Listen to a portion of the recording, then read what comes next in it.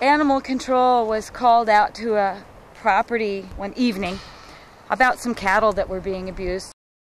A couple of rancher type people were very drunk and having a branding party with cattle that they owned.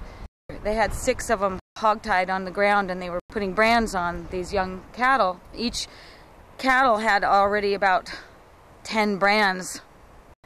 Not only did they have multiple brands, but they were branded all the way through the hide into the muscle. Animal control immediately arrested the guys and picked up all 6 cattle and put them in a trailer to take them away. As they were driving off the property, it was late at night, headlight caught a little movement, and the officer driving stopped and decided to get out of the truck and go into the grassy area. And she got over there, she found this little horse. 3 of his 4 legs were tied together and he was laying on the ground. He had a halter on that was tied to a tree, so his head was actually hanging a foot off the ground. He was approximately 400 pounds underweight, and he's a small horse. He can't afford 400 pounds. Near death, he had a lot of open wounds and gashes on him.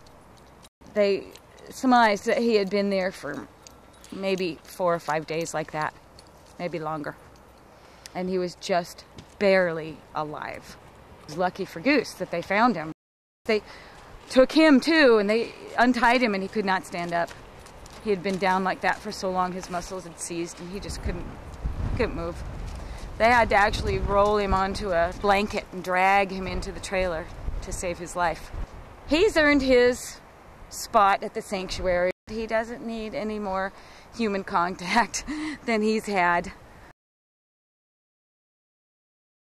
He's had kind of a nightmare of a life already. Mustang run.